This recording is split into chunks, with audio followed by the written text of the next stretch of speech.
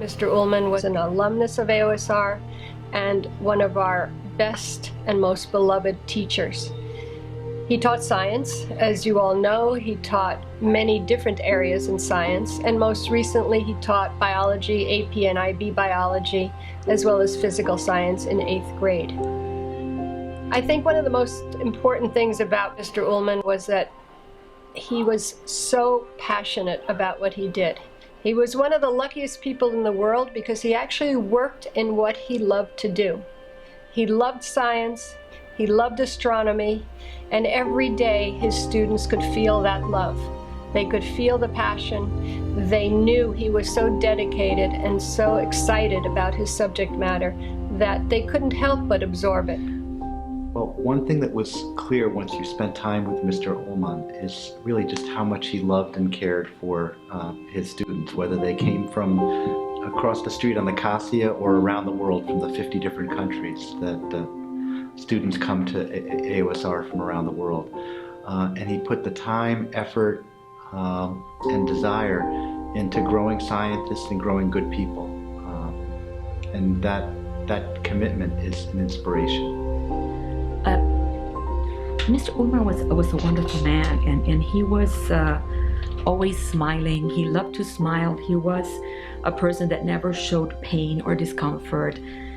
And he was incredibly funny and witty, but in a very shy way. And that was a lot of times reason for us to kind of like bug him and play tricks on him, because we knew that he would take them well and he would enjoy them, but he would answer in his own very special, way.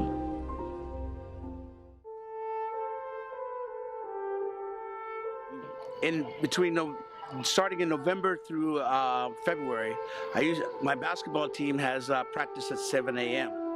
And Mr. Ullman, Jonas, used to come and see my basketball practice because some of the basketball players had him at 9 o'clock. And he would watch the practice, and then we would talk about it, later on, during the day or at that time period.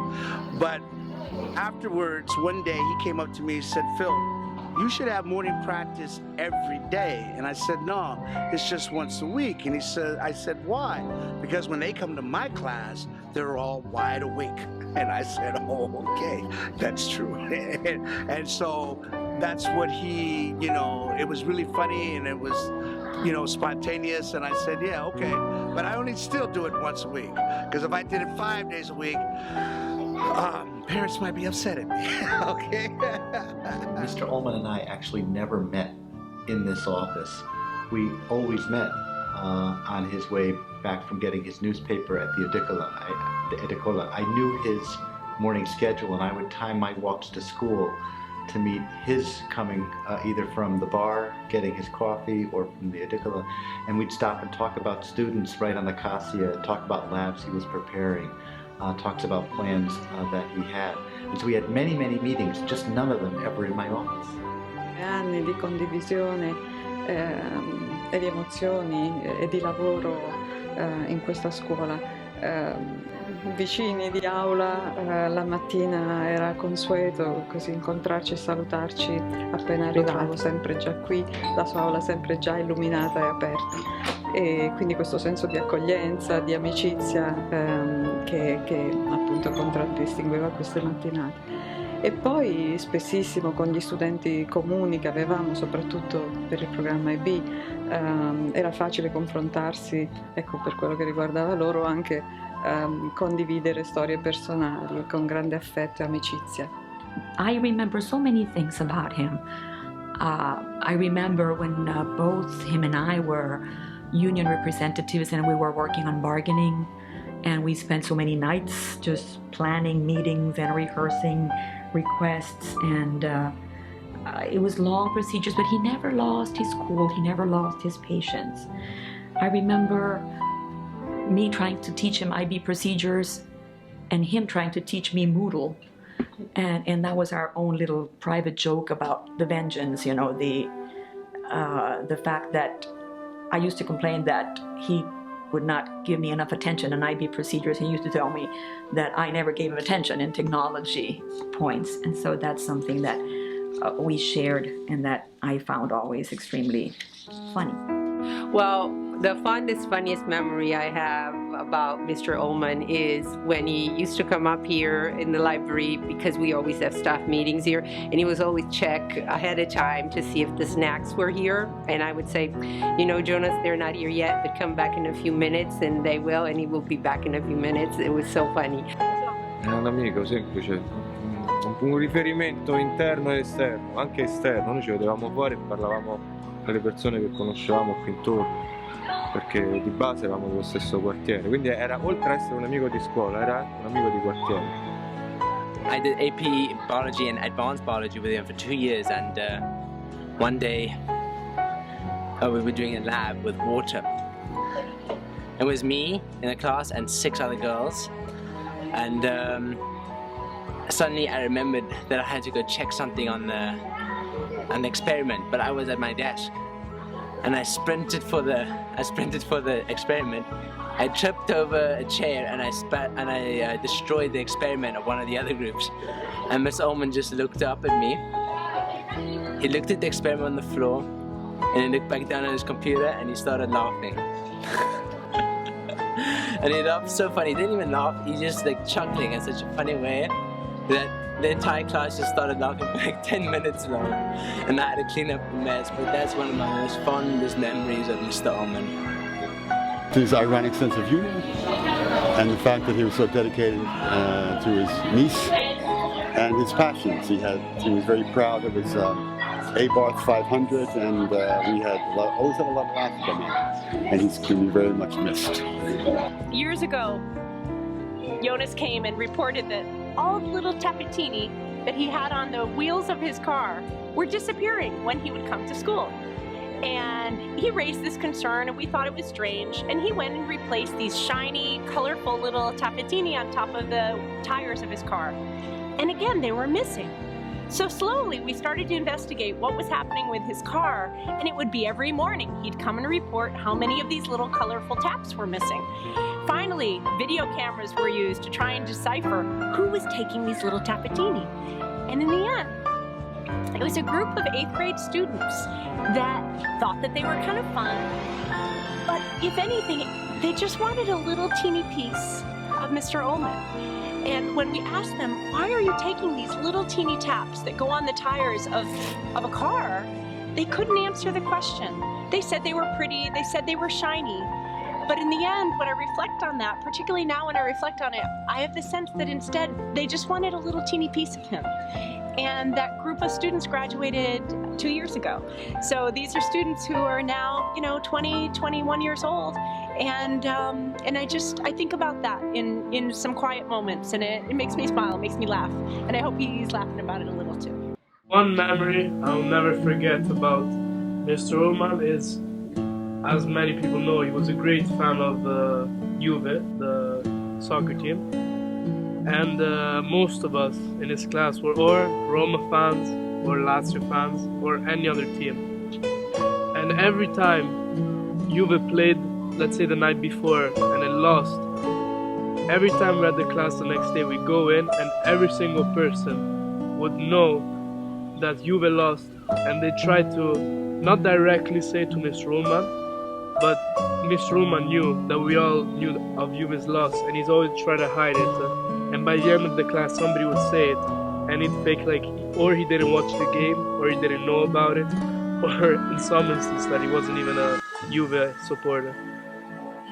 We were both the same fans of Juventus, so the quote that we made up for him is basically Del Piero era un grande capitano, ma tu, Mr. Ullman, eri il nostro, which means that Del Piero was a great captain. He was the captain of the Juventus team, but he was our captain because we were basically a team of students that came in there knowing nothing about science, and he was able to guide us and make us love the subject.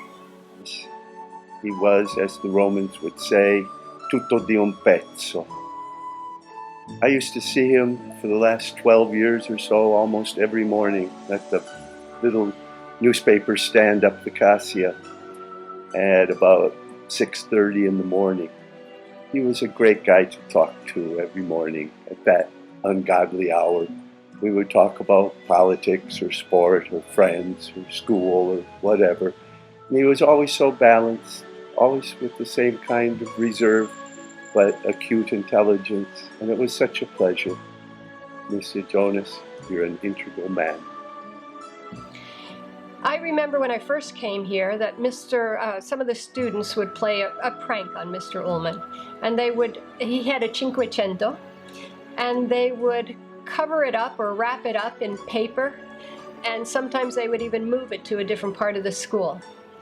I remember that he never really got that upset about that. He just made a little quirky smile and went on with his day.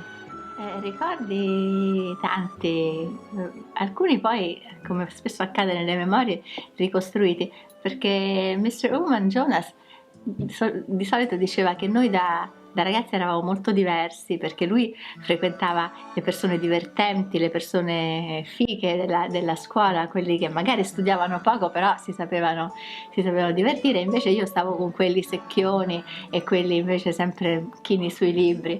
E non è del tutto vero, perché abbiamo fatto delle classi insieme e lui era anche molto, molto studioso, soprattutto nelle materie che gli piacevano di più, quindi voleva dare questa idea così un po' scanzonata, invece era già serio e studioso quando eravamo ragazzi. So the two first year I taught at AOSR, we shared the same room, so I had to teach French in the lab, and I just remember all this chalk with all the colors, and once he got upset with me because I almost broke his TV. And yes, Mr. Ullman got upset with me. I think the memories I always have of Jonas have been in the morning. Starting the day, Jonas, we were both here early at school, so there would usually be a knock on the door, and Jonas would be over, and we would just sort of start the day. We'd talk about math, we'd talk about science, and we'd always have kind of a laugh. Jonas has a great sense of humor, so it was always, those are my fondest memories, is basically starting my day talking with Jonas. When I first came to work at AOSR, Jonas was in his last year of high school. That was a long time ago. Then he went away to study and he came back, and we were glad to have him back at school. One of those things that I remember about him, especially in the summertime, he was always busy worrying about how he looked. So he had a bicycle set up in his garage, and he sort of made a gym, and we were always talking about how far he'd gone, if he was going to manage to do a bike ride around the lake this year. I often met him along the Casio, and we'd talk about these, and those were times when we had fun together.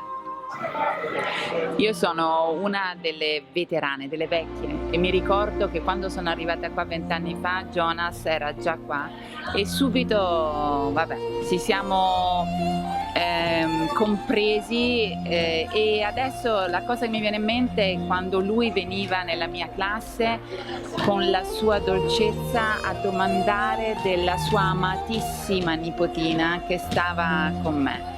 Lui era veramente un dolcioso. So an anecdote about Jonas, well, I remember his 50th birthday party. We don't celebrate parties here, but Jonas he was like a mascot, and we knew he'd enjoy the fuss. So Margaret Giuffreda and Nancy Piccirilli, that Margaret taught 2nd grade and Nancy taught 4th grade, did a 9.5 weeks funny sort of striptease, and we would have only done it for Jonas, and you know, so many teachers dropped in and he enjoyed it so much. And I remember Belinda Fiocchi's daughter got her boyfriend to make a cartoon card for him, and he was just so happy. And the briefcase that we bought him, that Belinda in the end she chose, he carried it every single day. And after he died, I found the pencil case from it in his room. So even though he was a very private person, he did love a fuss made about him too. And that was probably the happiest moment that I had with him. Apart from the fact when he was just so available to me if I had a problem. He was always there in his room. He just had to knock. And if it was dark, even sometimes he just knocked and said Jonas, and he'd open and he'd interrupt what he was doing just to be available. The other moment that I would also say is that when I cooked, when I had a special thing for summer camp or basketball camp or for the school, I would make my famous potato salad. And Jonas was always the first one there. Kids were like, "What's Mr. Ullman doing here? He's getting his potato salad." He knows about the potato salad? Oh yeah. And he would come, get a nice good helping, and it was great. Jonas was a fantastic person. He loved sports. We know he loved Juventus, but he loved basketball, and then he loved the sports that some of us teachers, we would all get together and we would do the NCAA basketball tournament, who would win, the Super Bowl, and different other sporting events. And he was a super beautiful person, and you could talk to him anytime, any place. And what I liked about, if I had a class in a villa and if I was late, I used to sneak through his room and get to my class on time, and that was another thing that was so cool. So other than that, he was just a totally fantastic. I miss him. I mean, I always will keep him in my heart and memory forever.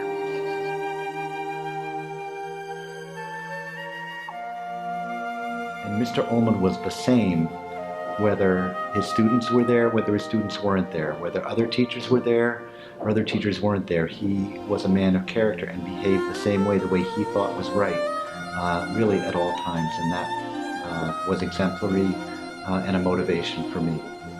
He inspired me a lot. Since I took his class, I actually like science, and before I hated going to science class and even math. He also helped me study for my math and science classes, so now it's much easier. And I go in his class, and the moment I go in, I see him, and I just like, in that moment, I knew this class is gonna be great. And it was. And we spent like 30 minutes covering all the, all the missed work that I missed, and it was nice. He explained everything so well. He was just so cooperative, and yeah, he was so special. The moment I walked in, I knew that he was going to be one of the best teachers I ever had. So yeah. Well, I didn't know Mr. Ullman very well, but I do know that when I went to his class the first time, like anyone who was in there could tell that he really cared about what he was doing, and that it wasn't just another thing on his to-do list, and it was actually something that he enjoyed. I think he really was an amazing person for actually caring about his students like that. Io devo dire che probabilmente è stato il collega più professionalmente irreprensibile che io abbia mai avuto. Veramente bravo, un modello per tutti noi, come si dice, devoted, dedicated to the school and to teaching more than anybody else I have met. E veramente la sua era una vocazione, quella dell'insegnante, del professore. Io poi gli sono anche particolarmente grata da un punto di vista personale, non solo perché lui appunto era molto bravo e si vedeva che si dedicava, ma perché mi ha spronata poi a andare a insegnare all'università. Lui era professore all'American University prima di me, parecchio prima di me, ed è stato lui che mi ha incoraggiata, che mi ha persino procurato la prima interview, il primo colloquio con quella che poi fu quella che mi assunse, quindi io gli sono grata anche molto di questo. He was inspiring in many ways. Again, he would come up here and check on his students. Sometimes he will send him up to do assignment, homework, and he will always come up and then we will chat about resources or things he will suggest that I order for the library and talk about a particular student, progresses and all of that. You could tell he cared so much about what he was doing and about his students. And I remember this one time, me and him, we were just talking. We weren't talking, I forgot what we were talking about, but I remember after the conversation was over that it wasn't a teacher to student conversation, it was just person to person. And I think that's really something you need once you want to give your passion to another person. You have to really give a part of yourself, and that's something that Mr. Ullman seemed to do every class I had with him. And that's mainly why I remember him today. I'm already impressed by him because all the time we were asked to do something new at school, for example, a Moodle or whatever, new grading books. He was always the first one that tried to experiment and he knew how to use everything. So what he taught me, I think that whatever experience you have, it doesn't matter how many years you've been teaching, you always need to be willing to learn, and I think that's the main thing he taught me for sure. It was all about helping his students in every way. La sua dedizione era tale che non poteva che influenzarci tutti positivamente, me in particolare tante volte diventava quasi una guida, un riferimento specie per alcuni aspetti del nostro lavoro qui nella scuola. Most precious lesson that Mr. Ullman shared with so many of us this has nothing to do with biology, but rather with being passionate about what you do in life. I think Mr. Ullman was the living representation of enthusiasm and dedication. He worked relentlessly every day from 7 a.m. helping everyone in difficulty, and most importantly dealing with even the harshest adversities with irony and a smile. So for me, Mr. Ullman was not only a master in biology, but after all a master in life. He was humbly brilliant. He could work as many hours as were needed as long as it was in the benefit of his students.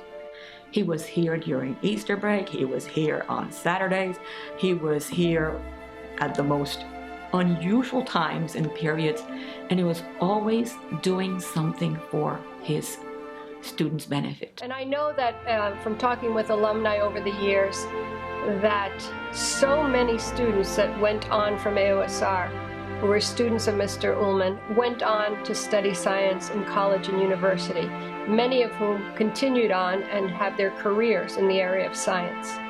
I don't think there's anything that can speak more powerfully about the influence of a teacher than that, than the many, many dozens of students who went on to study science because of the science teacher they had at AOSR. And like, I'm gonna go for a chemistry major and a biology minor in South Africa. I mean, like, he inspired me to do so much more than just science. He inspired me to search for the reasons in science and for answers, and not just look at the questions, but look deeper than that, you know? He inspired me to go into the areas of science, you know? Even though it's chemistry, chemistry is there in biology and it's there in life, and that's what biology teaches you. That's what he taught you. Life, not just biology.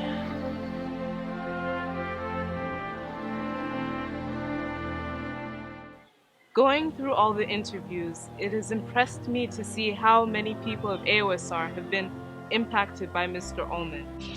Mr. Ullman was not only my biology teacher last year, but also a true friend.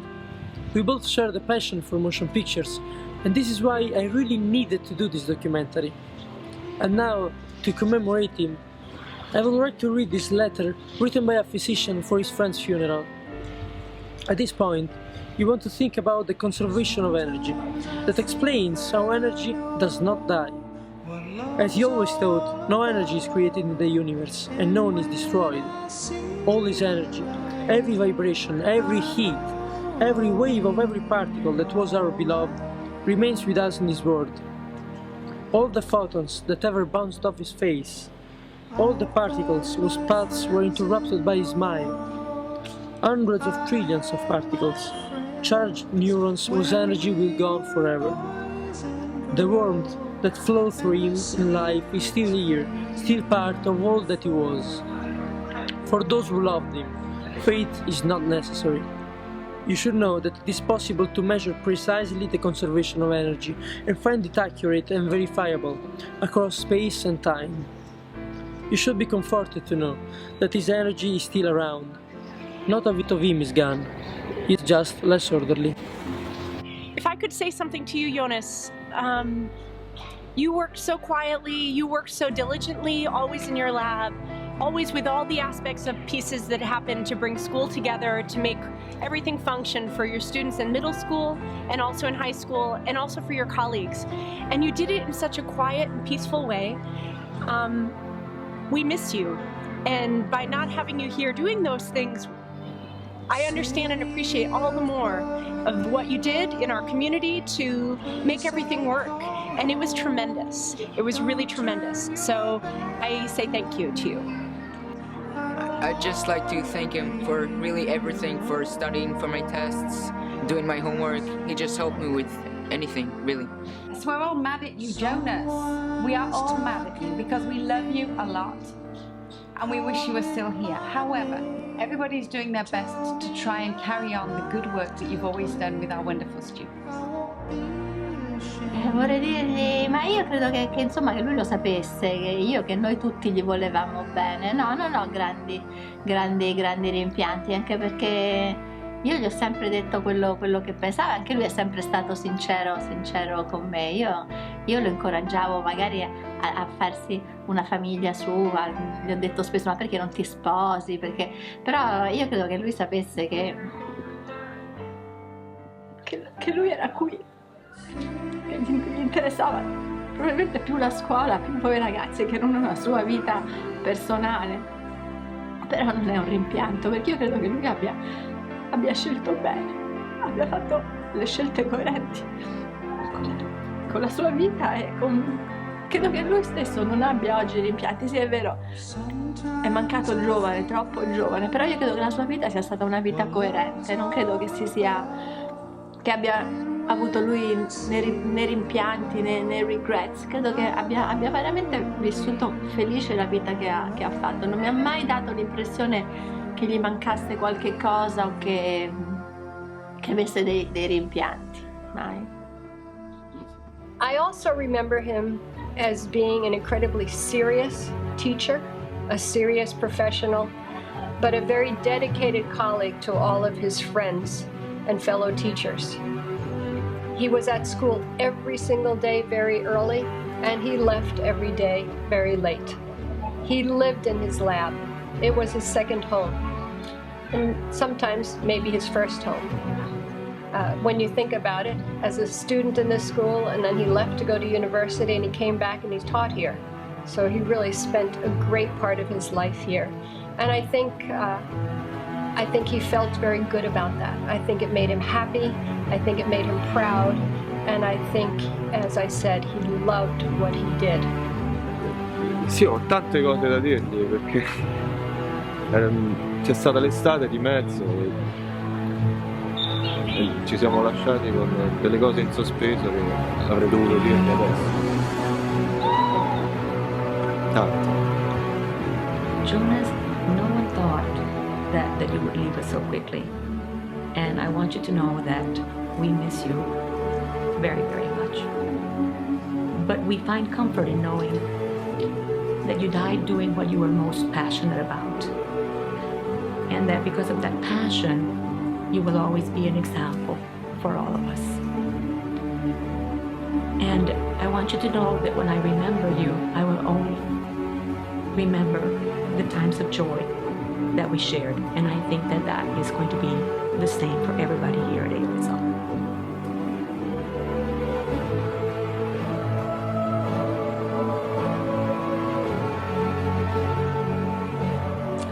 I guess a word to me that would describe Mr. Ullman would be unforgettable. I think character, because character is what people do even when others aren't watching. Knowledgeable. Unique. Dolciosa. Autoironico. Inspirational. Incredible. Original. Caring.